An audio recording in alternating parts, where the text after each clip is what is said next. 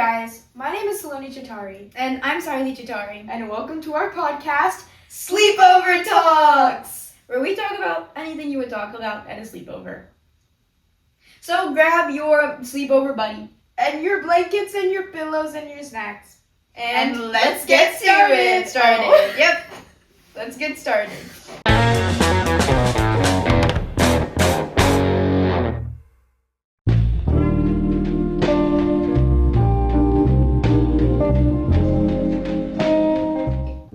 So, there's a lot of things that make us different. Just because we're twins doesn't mean we're the exact same. Yeah. Like, we both do like a lot of creative things and being creative, but we kind of express ourselves in different ways.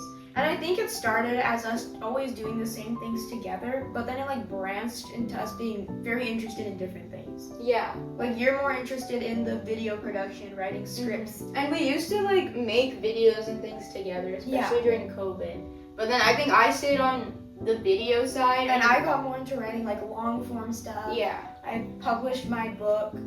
And I'm more interested, I always like writing long form stuff. I actually like in school and things when we have to write essays and there's like a limit to like 2 pages, I struggle to keep it in that limit because I just have so many things to say and my writing style is so much more descriptive now because I have to do a lot of show don't tell in my books that whenever I write now, everything is just so like you can tell, oh, this is someone who's like really descriptive in their language who's writing what I'm And I reading think now. that's, for me, writing long form stuff is really hard, especially when there needs to be a lot of description. Like, whenever I write essays and stuff, a lot of teachers and people have told me that I get to the point really fast. Yeah. Like, I don't have, like, a lot of detail, and that's why I think writing scripts is so much easier And for I remember me. that was the same thing in a lot of the ready writing, the UIL competitions we did. They'd be like, you just, like, because it'd be so where you have to focus so much on being descriptive.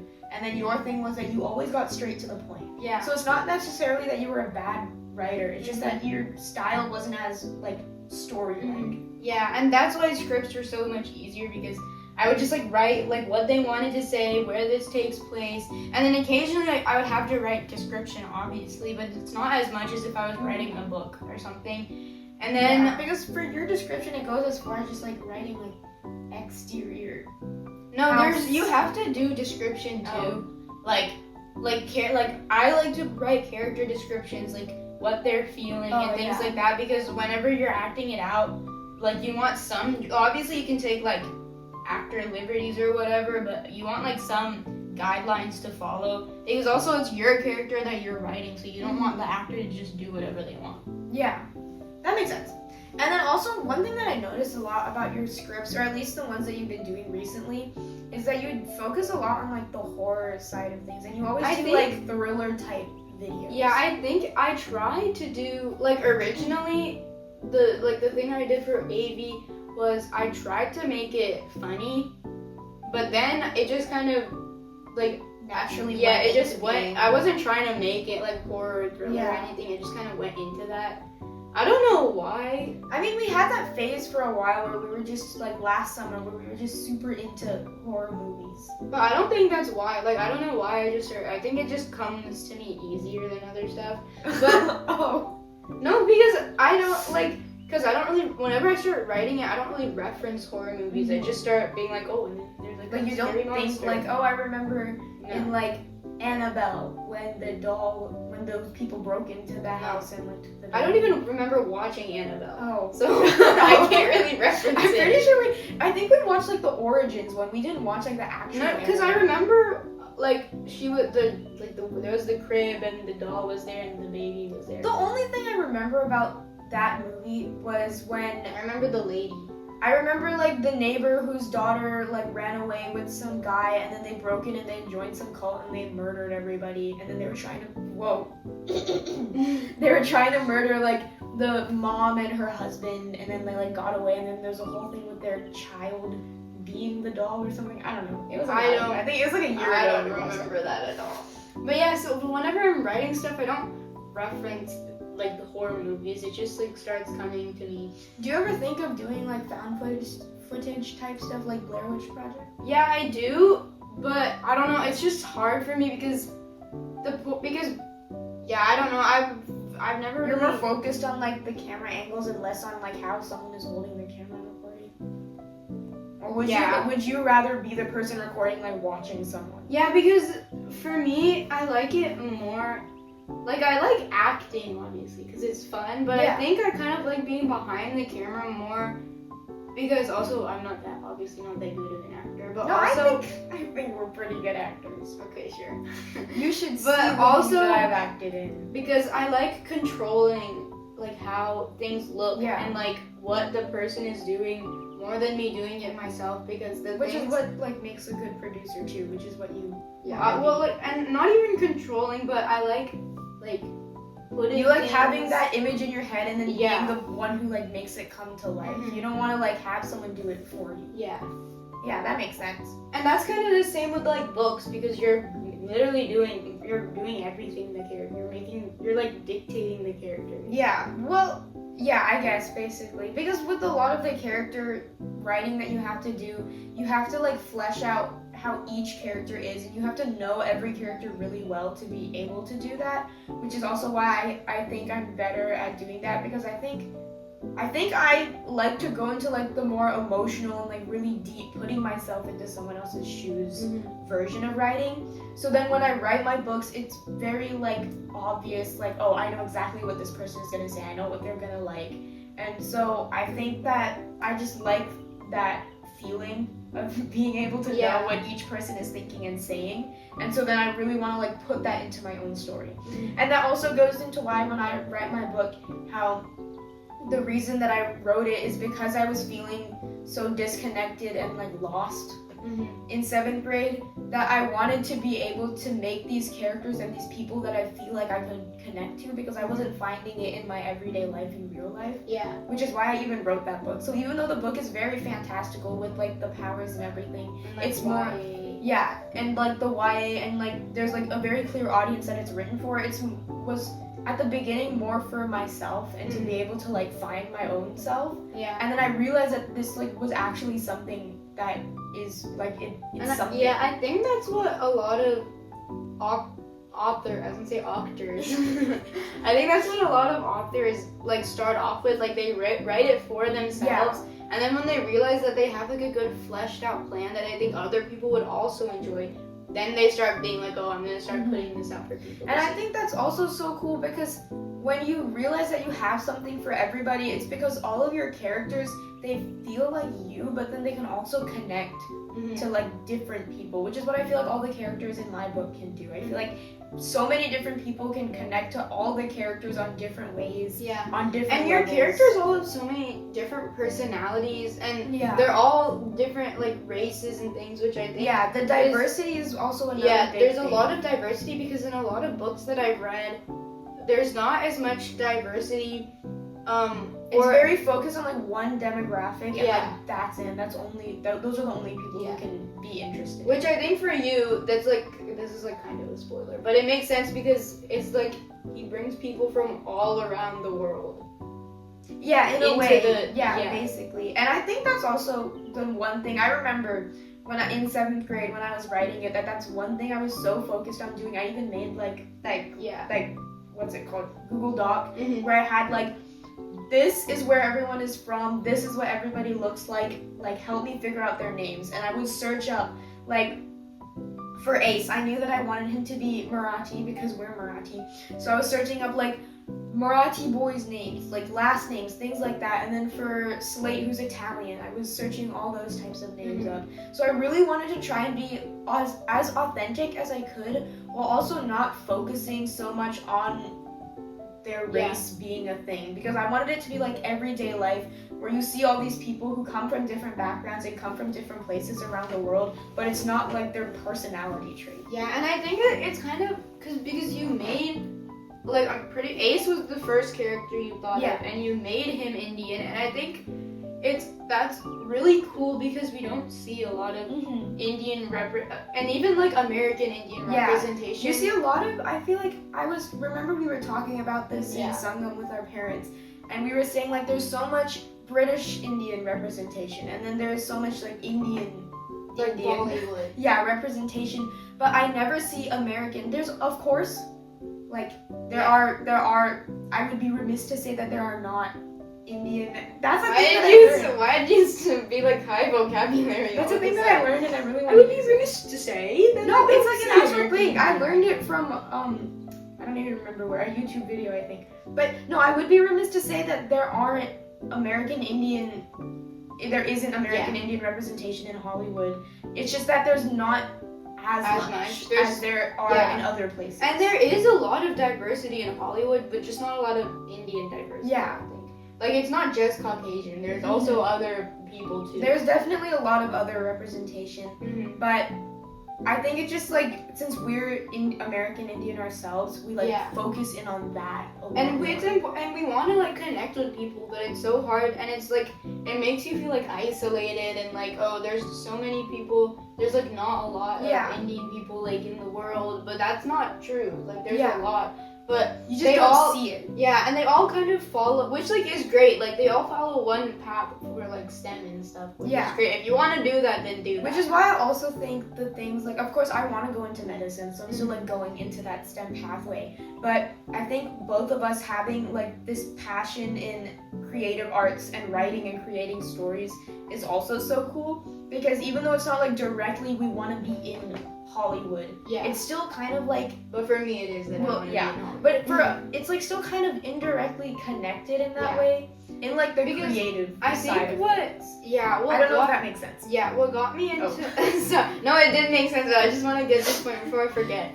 What got me into wanting to be a producer and get into cinematic arts was that I felt like going the STEM path was being forced onto me. Yeah. And I was seeing so many people going into, and it's not even like the idea of fame, it's just the idea of getting to create movies and being able to have people like connect with your characters and your stories, because I love movies and film, and I was able to connect with so many different things, and I wanted to create that. That was like the thing for us. It would always be like, if we're not doing homework and we're not working, what's the next thing we want to do? As like screenagers, as this sounds, like the next thing we wanted to do was watch movies. Yeah. Not because we were obsessed with staring at a screen, but because we were so interested in the ways that these stories were being told, the types of stories being told, and the characters that were like being given to us. So after a long while of convincing mommy and daddy, I was like, no, I don't want they're to. so open to it too. Like they both show that they're very, and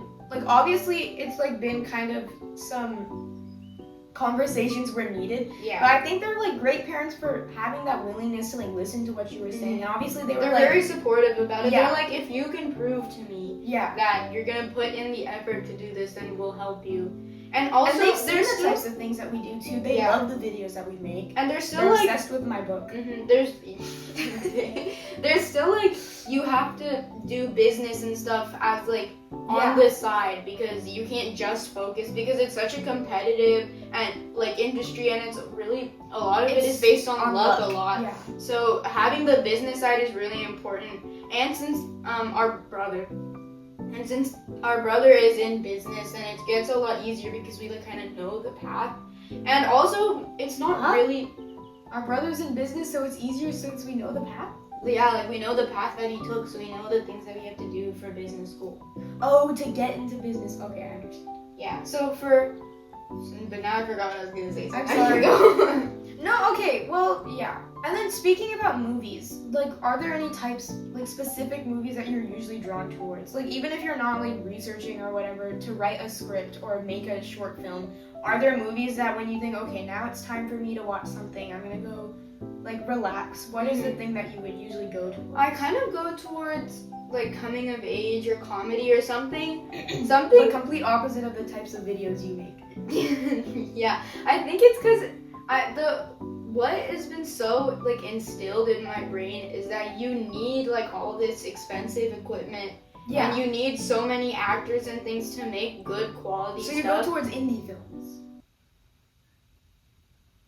Well, not that I watch. Oh. I don't watch indie films. Like, I think it's because I don't know how to explain it. Whenever I'm watching stuff, I just go for something that I can enjoy and that's comedic and like lighthearted and also sends a good message. And then when I'm making things, my brain like works completely differently.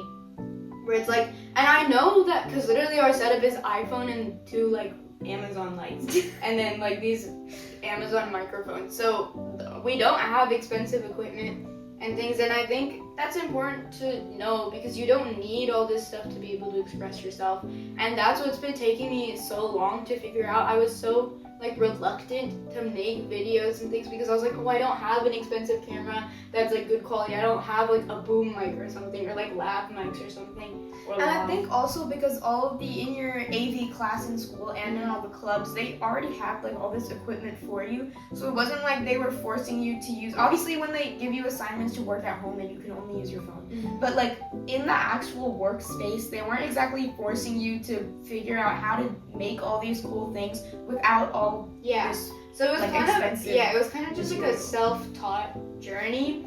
But I think that's so important to know is that the equipment doesn't make the story, and the equipment doesn't make the movie. What makes the movie is the message that it sends and how impactful it is on people, and if people can connect to it. That's what makes movies, like, I'm pretty sure F1 was filmed on an iPhone or something like that, or like the something about an iPhone, and but that's not what made it be like obviously people were impressed, like, oh, that was filmed with an iPhone, but also the story and like the impact that it had on people, and even the cinematography too was like, whoa, that's what made people like it so much. Yeah, and I think that's also a really good point because I feel like people are always thinking, recently there's been a lot of, in the film industry specifically, there's been a lot of quantity over quality mindsets. Like just making live action remakes. And it's not just the live action, like even just other movies. A lot of movies are just not really, it's like, I don't know how to explain it, but it's not like connecting in people's brains in the ways that it used to. And like, I mean, I'm not saying it like I've been alive and like aware of so much when movies were coming out, but I feel like with once we got social media and once we started making this stuff, we actually started realizing so much how, like, movies have become so much like, what can we make look the coolest? What can become the biggest movie possible? And not like, what are people gonna connect with the most? And that's what I saw when Masters of the Universe came out. We weren't alive when the original came out, when the original He-Man and She-Ra and everything came out. But with the live action that's recently come out, I've seen so many videos where people like, quality-wise, is it the most amazing movie? No. But, wait, let me sorry, quantity-wise, is it the most amazing movie? No. But quality-wise, is it good? Yes, because so many people are connecting to it. It's funny, there's comedy, there's still like emotion, the characters are really well written, the acting is really well done. And so even though in some ways could it have been improved, it's still like such an amazing movie that everybody loves so much. And it's such an iconic character. Like, we were talking to mommy about it, and she was being like, He-Man was her childhood. So getting it, she got excited about that He-Man Krispy Kreme donut. Seeing it, being able to see it on the big screen, and she was able to show us, like, she was like, oh, I can show my kids what I grew up watching. And so that was really cool. And I also saw on Instagram things, they were like, oh, like all the people were showing the original cartoon to their kids, and the kids were getting into it. So I think it's really cool that like they can, like, everyone can connect. Like the parents can show like their childhood, the childhood side of their life that the kids don't ever see. And it's because the movie was made with the correct mindset that I feel like so many industries need now, or so many films need now, which is why I think it's important that there are people like you who want to go into that film industry, because now they have those ideas and they have those thoughts, and they're seeing this feedback that movies are getting, and they're understanding like there needs to be some change. Which is like, and with the rising generation, I think is doing a really good job. The younger generation is getting like newer ideas, like Kane Parsons for Backrooms. He had such like a unique idea, and then he was able to execute it so awesomely that it was so popular, and even like older generations. And the same thing with Obsession too, though, because I haven't watched Obsession yet, but I've seen like the feedback that it's gotten, and people are like, wow, this 20-year-old YouTuber has made Obsession, and it's one of like the greatest like thriller films that I've seen, and it's genuinely scary. It's the first time in so long where I've watched a movie and actually been scared. And so it's like this younger generation, I feel like they're coming up with such fresh ideas and they understand what people want now. Yeah.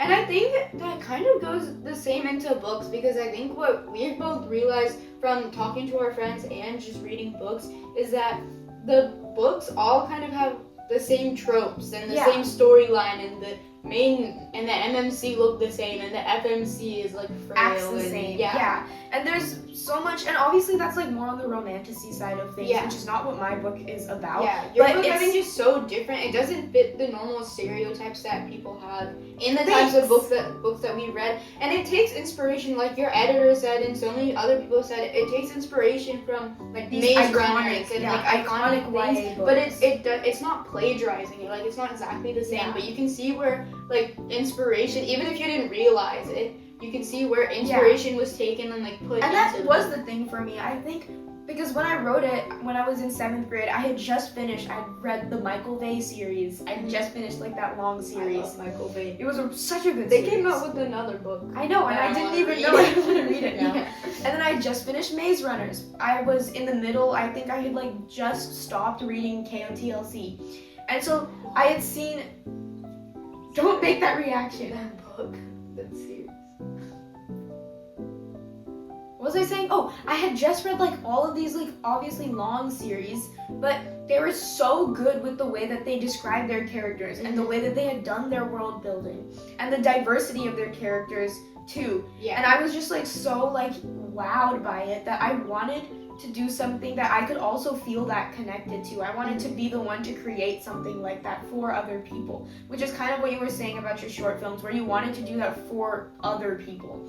And so when I created it, I just was like, that was like my main goal. And so I wasn't very aware that I was taking inspiration from all these other series, which when you read it, to be honest, I feel like you feel like the similarities, but you can't like see like that is taken from the Maze Runner, that is taken from Michael Bay. But instead you feel like, wow, this gives such a familiar vibe, like this vibe that I had when I was a kid. Even when Dhruv, my cousin, read the book, he's like, I don't know, in his 20s now, but he was saying that when he read it, he was like sent back to his childhood when he read Percy Jackson, which is also a big series for us. Yeah. And he was like sent back to when he had that feeling of just like wow and nostalgia, and he was so impressed, and it made me feel so good because I had written something that made someone feel the way that I felt when I read books. Have you watched season 2 of Percy Jackson? I haven't yet. Saloni, I'm a little behind. You need to watch it. It's really good.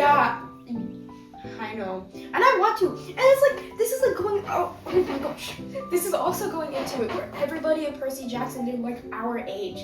And so you can see that like there's people also our age who have already made it to that point in Hollywood where they're like showing that they care about this thing and they want to make something amazing and for so many people to experience. You can tell through interviews how passionate, how everybody cares so much about it. Yeah, they're all literally all the characters in that are so like, oh my god, I love Percy Jackson. Like they talk about it so much, and it's so and like they know so much about like we were that into it when we were reading it, and so it's so nice to be like, and I don't know if like I know some of our friends were into it, but we always talked about it between just us two most of the time. So we have so much to say about it because the characters were so different, and like the way that I'm pretty sure that was like the first book series we read that got us into reading. I remember we were when we shared that room over there, and I was sitting on my bed, and Daddy came in and he's like, you know, your brother read this book series and I want you guys to read it. We were in 3rd grade, and he's like, I want you guys to read this series. I want you guys to get into reading. And we're like,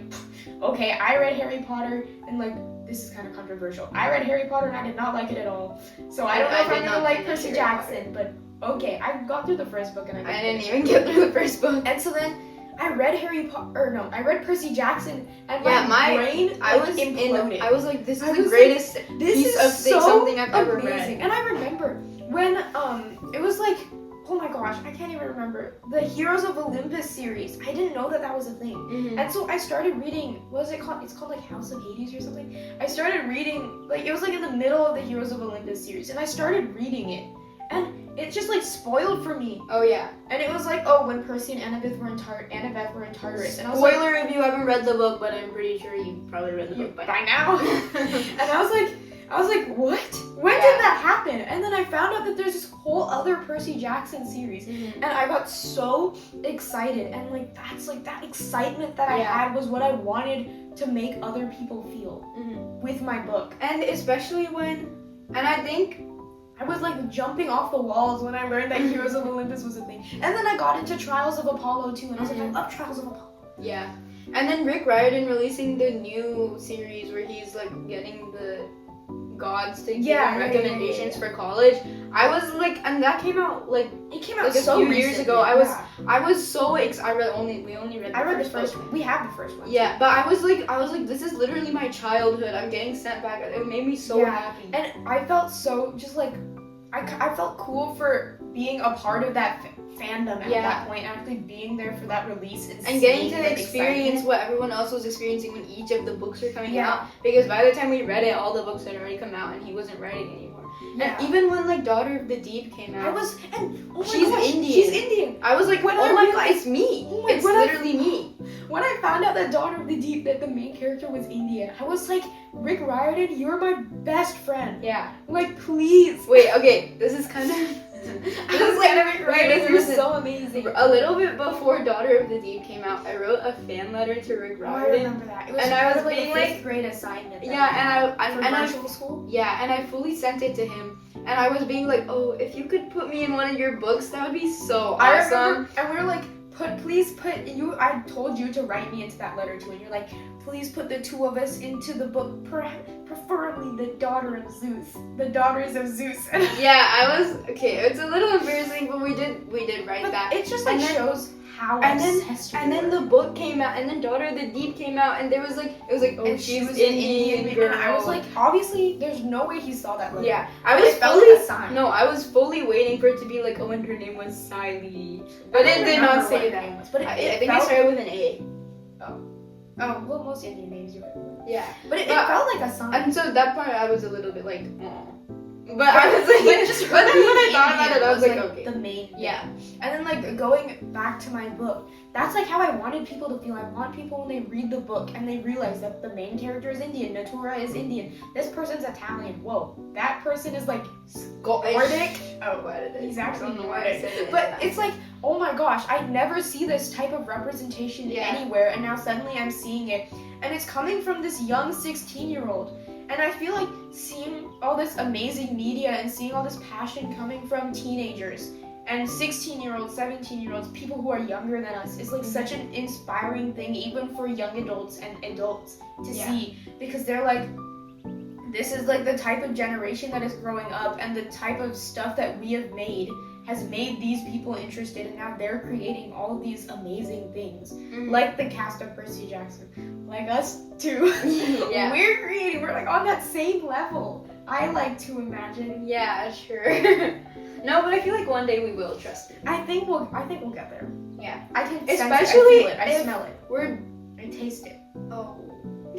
Especially since we're doing so many things, like we have this, the podcast, we have our singing account, you have your book account, I have my film account, we have so many things, and we're trying to get ourselves out there in so many ways, because and I remember it's such a passion for us. We have so many things to say. Yeah. That's the biggest reason I wanted to create a podcast, is because even though podcasts are such casual conversation, there's so many things that I like want to talk about, and I want a way to talk about it. And sometimes, as much as I love writing and talking and writing my book, it's like hard to talk about this type of stuff in that book. So having like this podcast was like my big thing. Like it's like I want to be able to talk about all of this stuff. Yeah, same. Because we talk to mommy a lot, and we have these like productive conversations. Yeah, like at like 12 o'clock at night, we're talking about all these things that we want to change, or all the things that are about us that we want to express, and being able to finally like do that and like put it out is like so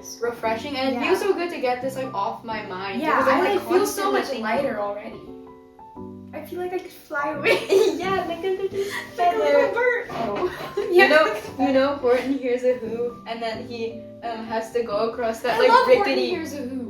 And he has to go across that rickety bridge, and so he goes, what is lighter than a feather? No, because he's like, I'm just a feather. And he like inhales in his trunk, and he's like, light as a feather. and then it's like the entire bridge is breaking. Oh my god! And that movie That's is also so good. It was inspired by Dr. Seuss's books, and like it's like so like the message that story has, and that like everybody matters and everybody means something no matter how big or small. No, it's a person is a person, no matter how small. Yeah, that's what I just said, but you said it from the actual movie and book. It's because I watched it like a month ago. Oh, okay, well, but like and so I just feel like all of these movies and all of these things, when you see someone so obsessed with books and so obsessed with movies, your initial reaction is like, why is this person living in some fantasy world? Like they need to wake up to reality. But you don't realize that the reason that we're so into this type of media and these types of arts and this type of stuff is because the lessons that they're teaching are so real world, and they're always, no matter what year it is, no matter what time it is, no matter how long it's always relevant. It's always relevant. And so you always feel that connection, and it always feels like it matters. Which is also why when mommy gave all the places you'll go to our brother when he went to college, it's like all the places you'll go, that the whole point of that book is talking about like you're gonna have so many different journeys and so many different adventures, and like ups and you're downs. gonna go on so many places, but to just like always remember where you came from and like who you are and who your family is and how much your family loves you, and it's like all this stuff. It's like Mufasa and the Lion King. Yeah, remember who you are. It's like, oh my gosh. I love talking about it so much that I actually get like overwhelmed. I'm like, ooh. That was weird. I'm sorry. But it's like I get so many things in my brain that I just want to talk about. I get so many things in my brain that I just want to talk about. Yeah, me too. Like, oh. Yeah, and I was looking around my room while you were talking. There are posters in your room of all of these stories. Yeah, I have my book posters right there. I have the Outsiders poster, which we read in 7th grade. It's the Outsiders Broadway poster. But the Outsiders, when I learned that Essie Hinton was 16 when she wrote that, or 14 or something, I was like, that's me. Yeah, she is me. Yeah, I want to do that. The Outsiders was it was a significant. It was a turning point. Oh my God. A significant point in our life. A significant point in my life. Yeah. Reading that. It was a turning point. I'm pretty sure that was the first time I enjoyed reading a book in school. There's a term for that, when your life. There's one thing that makes your life change. I don't know what it is, but there's a term for it, and I know someone knows it. Yeah. They're thinking it right now. Because let us know down in the comments what that word is. And then you have your Stranger Things. Yeah, and then I have Stranger Things, which I have so many. They grew up on that show. Yeah, and not even that. Just for me, how I grew up with it. When the first season came out, we watched it as an entire family. Yeah. In 2016, we were how old? 6. Yeah, we were 10 years ago. No, it's because I was thinking it's 10 years from now. No, yeah, we were 6 years old when the first season of Stranger Things came out. And I remember I was very scared, but it was such a significant memory, and then we kept watching it as a family. And the story progressed in such a strong way. We're looking at the poster right now. Yeah. That's what we're looking over here. All of these characters came, and it's just so... And then when season 4 came out, after, during COVID, and it was just us two watching it. I was so sad because I was my parents don't. Everybody else lost interest. They're no, you guys can watch it if you want. Yeah, I was so interested, and then eventually you lost interest. But my interest, I kind of lost interest, but then I got way back into it, and I was I remember you had a countdown. We were in Cidercade, and you were oh my God, they just announced when the 5th season is coming out. And it was a whole on year top left, of it. But I was so excited for season 5. Literally every day I was thinking, oh, I wonder when season 5 is coming out. Seeing you that excited about it, I was this story clearly has so many elements that so many people can connect to. I think and even though the ending was kind of controversial, I think what I took from the show was not just the ending, I took the entire show as a whole. Yeah. And because the characters and the dynamics that were created from the show, and the memories that I have from watching the show, and the way that I was oh my God, the way this was filmed is so cool. The way that they use these practical effects was so cool. That's what I took away from the show. Not you that took the a ending production perspective. Yeah. No, I wasn't thinking, like, obviously the ending, I was just like, oh, okay, sure. But I wasn't like, oh, this ruined the entire show for me. I was more like, It more just like made you like aware of the yeah. incredibleness of all the other seasons. Like, and, the Duffer magnitude Brothers of ended an it- effect that they had on Yeah, it. the Duffer Brothers ended it how they wanted to end it, and I'm not going to like fault them for that. Yeah. Because it's in the end it was their idea, and And it's they their were story. bringing their Yeah. story to life. They're also twins. Oh my gosh! Wait, I think they are. I think They actually- look like twins, so I just no, I think they are twins. Yeah. But like it's just like all of these stories, and even when it comes to music too. Like when you think about all the Sabrina Carpenter posters that I have in my room, Sabrina Carpenter has been like she's been there since she was a kid, and she's been like in so many different things. And her music now, obviously, some people might be like, oh, like my parents are sometimes like, maybe don't, but like just like I'm just in wow by the amount of You're in talent. wow. You're in awe. Yeah, sorry. My brain is like overloaded. I'm in wow.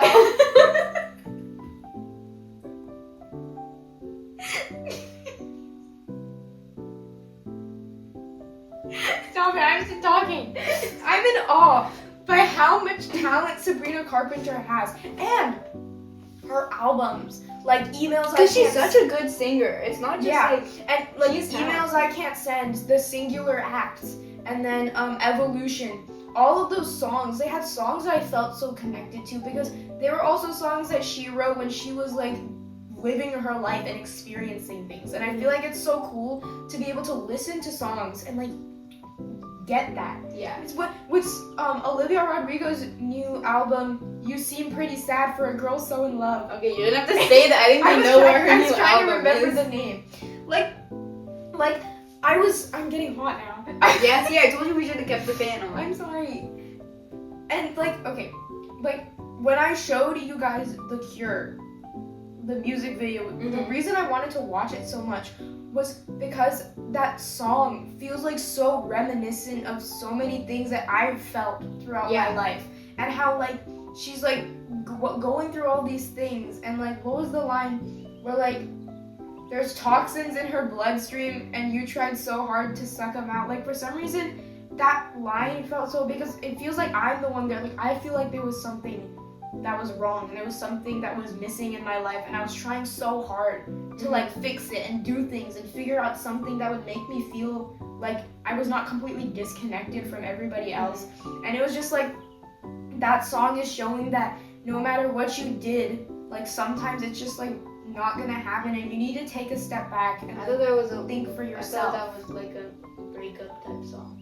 I think it is, but like because we've never experienced that type of stuff, so then you take it in a different way. Which is the other thing that's so amazing about music and movies and books, is that you see all these things, and the Everyone author has might their have own intended interpretation for of it to it. be seen some way, but everybody else sees it in a different way. Mm-hmm. Which is what I like so much about The Cure, because obviously Olivia Rodrigo, she had her own idea when she was writing this. She had her own feelings when she was writing it. But when I listened to it, I experienced something that's like just as, like, this is a strong word, but just as visceral, but for a completely different reason.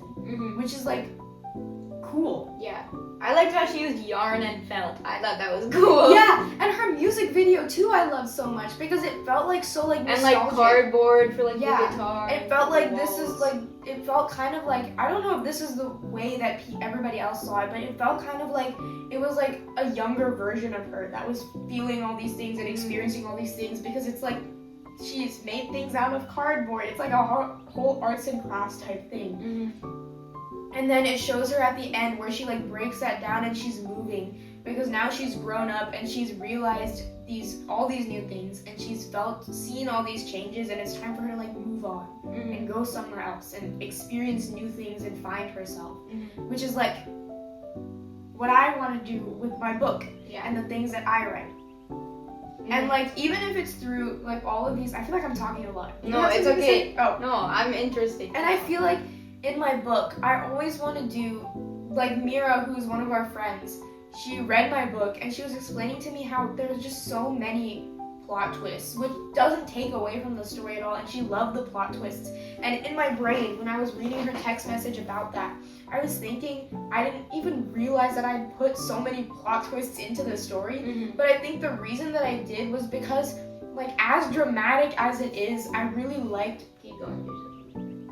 As dramatic as it is, I really liked to see like that stark, like, emotional, like, switch and like those changes that you need, because they were so strongly what I felt all the time that I wanted to, like, there's so many plot twists in your life. You literally. And so I wanted the reader to, like, feel what I was feeling, and so I just, like, subconsciously threw plot twists in there. I have a huge plot twist planned for the second book, and I'm just like, I'm so excited to write it for some reason. Like, I just like the dramatics of everything. Did she read the thing that's after once the book ends, and then you have like a preview? I didn't include the preview. Oh. Did I? I don't remember anymore. But I don't think.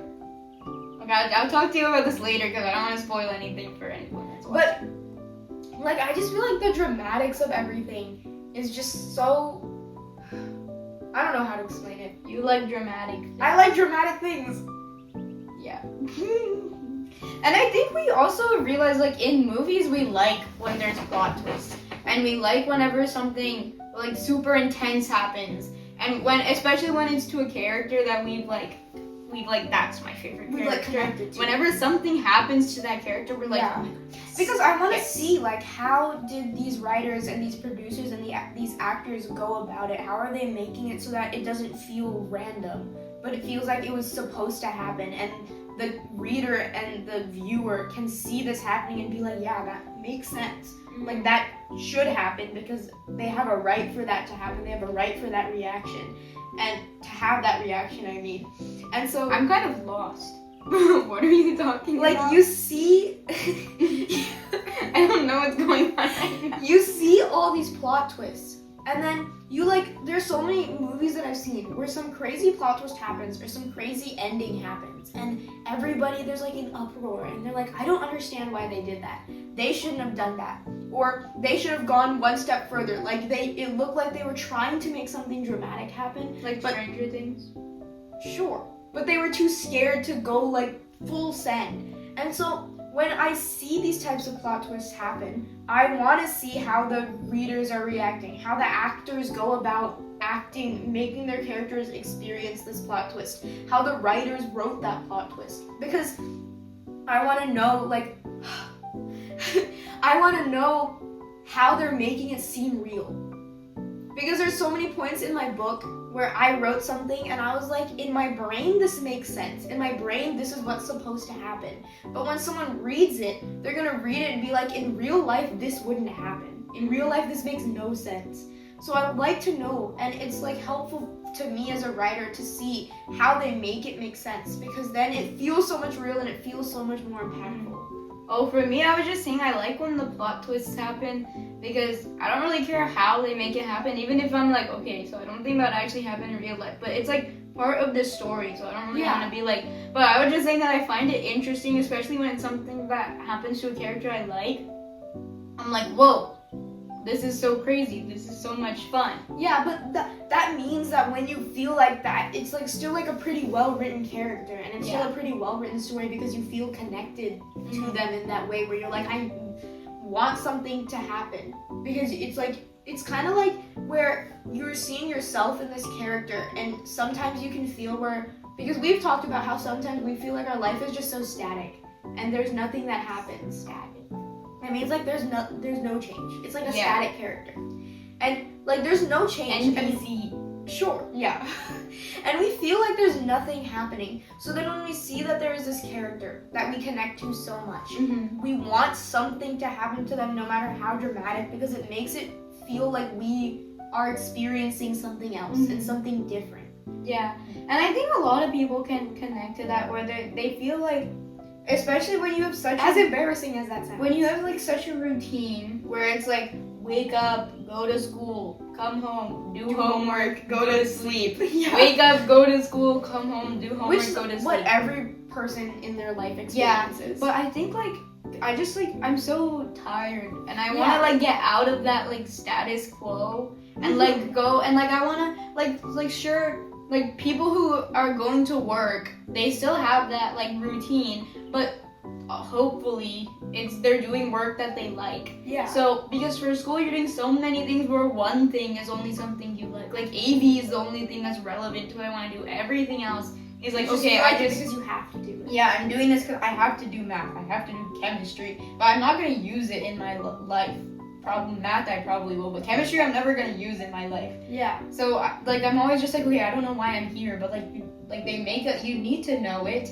Even though It's you're like not basic gonna knowledge that you need to know, but at the same time, sometimes you just feel like, why do I have to put so much effort and so much energy into something that I think or I assume that I probably won't need? Yeah, that's why like whenever I think about college, I get so excited because in college you're majoring in the thing you want to do and that you're interested in. So and even though you have to still have to take like all those like basic classes, you are still focusing more on the thing that you are so passionate about. And you can you have so much more freedom to do other things too. Like it's not as strict as high school or middle school or something like that. Like you do your school and then you can like there's so many people who are in NYU or go to school in New York that do school in the morning and then they do Broadway at night. Or they go do to Broadway.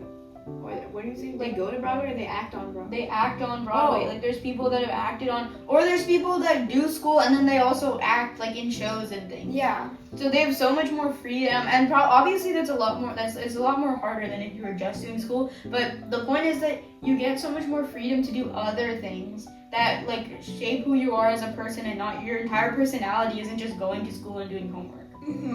Yeah, and I agree with that a lot because like as teenagers, I think like we're just voicing the thoughts of every single teenager who has gone to high school and is in high school and is going into like their upperclassmen years and just living the hard life.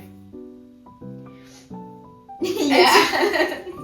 And so I feel like that's another good thing about having this podcast because we can connect to people our age. And because we are talking about the things that we've all thought, and I know that Hopefully. But I know that we're not the only ones who feel this way because we've talked with our friends about this too, and they're like, yeah, I agree. I'm excited to go to college and just focus on the thing that I love doing. And this is just like the storm before the calm. The calm. Yeah. Do you see? I like how I inverted. Because college has its own storm. Yeah. But it's a storm that I feel like I would rather deal with than the storm of high school. Metaphors. Do you use metaphors in your books? I don't remember you using that many metaphors. So Baba, my brother, he's a really good writer. He's like incredible at writing. He's very, very like meticulous and thoughtful with how he writes, and also he like sounds very smart when he writes. And so just glazing our books. No, and so when I gave him an essay that I wrote, and it was very focused on my book, he said that I go very like into my metaphors, and I write a lot of metaphorical language where I'm kind of like being very like philosophical. Like he didn't say I'm being philosophical, but this is like how I took it, and I'm being very like when I write. It kind of goes back to what I was talking about at the beginning. When I write, I do so much show don't tell that there's so much description in it. And it's just like, it's very like, you have to like feel it on that emotional level sometimes to like get the magnitude of the message that I'm trying to send. And so he said that sometimes it gets like out of hand. Yeah. Where it's good, and it's not like it's bad writing, it's good writing, but the reader sometimes is like, yeah, because why are you being so dramatic? I've read plenty of books where I have no idea what's going on, because in school we started reading Go Tell It on the Mountain, and I was literally I don't actually remember if there's so many metaphors, but I just remember there was some metaphors. A lot of like I had no idea innuendos that they I had no idea what the author was trying to say. I was so confused the entire time. I was like, I have no idea what's going on, and then whenever he would describe like John's feelings and stuff, I'd be like, what? Which is why I think that Go Tell It on the Mountain and books like that they make us read, because I think they want us to see all these different styles because personally for me, like I like got that book. I was like, wow, go tell it on the mountain. Like that book, Go tell it. like go tell it on the mountain. Like I felt so connected to that book, not because like the story it was telling and the characters and the things they were experiencing are like in any way related to me, but because just the writing style felt so similar to how I write that I was like, this is like incredible. For me, I understand what you're saying. For me, what makes me enjoy a book is if the story is good and I'm understanding the story and I feel like it's progressing. Like the reason I loved Kite Runner so much when we read it is because there was like metaphors and there was like flashbacks and like different literary devices that were being used in the book, but also the story was progressing and it was like building and the characters were changing and you could see how they were growing, and that's what made me so interested in it. Like I don't like when a book is using so much metaphor and stuff where you forget the entire point of the book. They're just like doing it to make it seem like they're smart or something. I'm like, okay, sure, you can use a few metaphors and it'll be like, whoa, that was cool, but I want to see the story move along and I want to see character development and I want to see world building and I wanted to like see the world in my head. Like I don't want to just be like, okay, I don't know. Which is, I think, is also very like reminiscent of you being so into just like telling it as it is and writing those scripts and then expanding more on it and having like actors expand on it more when they're acting. Which is use you. Thanks. Oh, I don't know if you said that like me that. neither, actually. I I don't know why I said it like that. But which is also like what's so different about us is we feel so many of the same things and we have so many of the same thoughts, but we like to experience it and talk about it in completely different ways, where we connect with like different people, but in the end we're all just the same because we feel the same. Yeah. Whoa. That was very so deep. inspirational, Saloni. That was crazy. But then it's like, where are you looking? because I forgot that your class didn't read this book, but my class did. I can't remember the title. It's by Cormac McCarthy. My friends who were in that class with me. Pretty Horses. All the Pretty Horses. Yeah. Thank you. You're welcome. All the Pretty Horses. That book, Cormac McCarthy's writing style is also very different. He like doesn't specify who is talking. He doesn't really say names. It's always just like she. Randomly you'll throw in a he and you didn't even know that there was like a guy there. So it's like it can be very confusing at times when you're reading it. But the reason that I got so connected to that book was because I could like feel how the story was like. Personally, I think you wouldn't have liked that book because in my opinion, it's Just by people describing it, I know I wasn't gonna like that. no, but because in my opinion, that book it's not like it was progressing anywhere. It wasn't like it was building up to this climax and then having like a falling action. Like it was just like a very like, here's what's happening and like this is how it goes. Yeah, like if it's just like a straight line. If it's like a book and it's like a conversation. Yeah, it where it kind of doesn't felt like go they were having anywhere, a then I don't like conversation. But for some reason, I like still loved it so much because the main character, John Grady Cole, his Both the main experiences, characters' names are John in the funny his books. experiences and the story that Cormac McCarthy was writing, because Cormac McCarthy is known for having like very anti-hero type stories and it's very Western and it's very like I don't know how to explain it, but it's more on like that Western side where it's like it's moral ambiguity. You don't know what's right and you don't know what's wrong and you don't like exactly have an opinion on it, or if you do, it's not like super strong or obvious. Like everybody has different opinions, and that's why I liked it so much because John Grady Cole goes from being this like very shy rule follower kid at the very beginning to immediately being this guy who's like, I want to go on adventure and running away from this like sense of urbanization that was coming because he lived in a place where it was very city-like, but he ran away to Mexico where he lived as like a horse wrangler and he was like very connected to horses and he lived in this Western world where he went with his best friend and then suddenly they're like, this is also spoiler by the way what happens in the book. And if you haven't read All the Pretty Horses by Cormac McCarthy, if you haven't read, spoiler, stop now. Well, you should have stopped a while ago. Just skip ahead. Now skip ahead. And then he suddenly goes into this situation where he gets kidnapped, and now he is like stuck in this jail cell in Mexico with his best friend. He loses his best friend.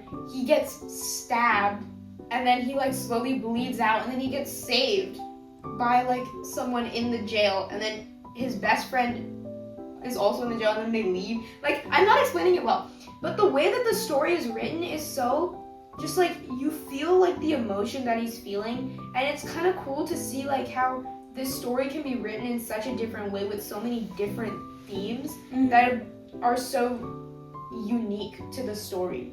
Did that make sense? Yeah. Should I explain it better? No, that made sense. Okay. I was just thinking, I think those are my pants.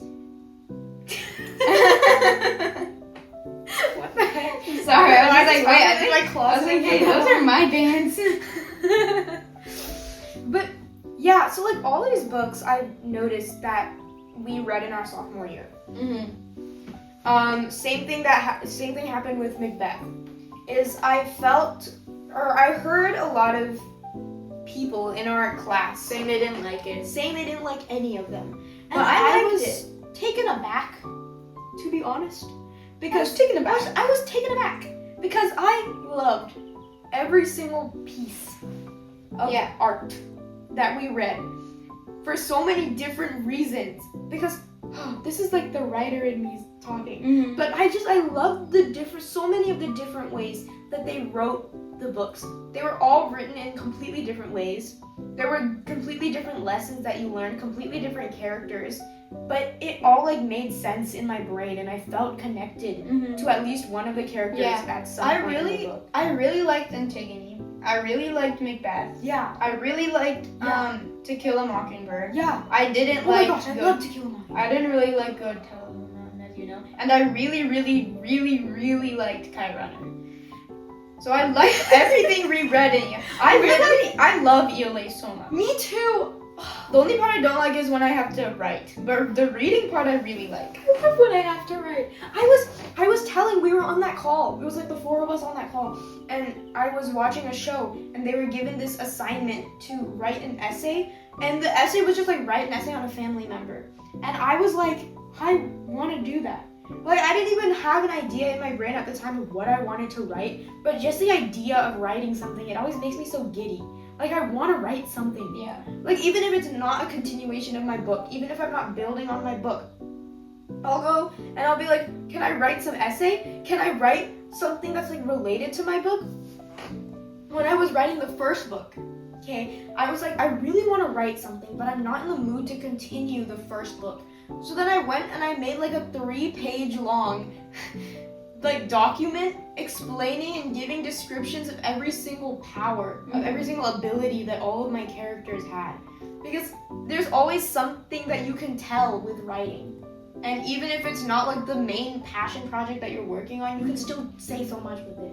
And which is why I love the books that I read so much, which is why I love ELA so much, which is why I love the creative arts so much, because there's always something that you can write about. Yeah. Yeah. That's like, it just, I really like talking about all this stuff. It makes me so happy. Yeah. It's like a good start to the day. Yeah. I think that's all we have. All we have for today. Yeah, it's been an hour. Oh, we went 30 minutes over on Cole. Yes. Yes.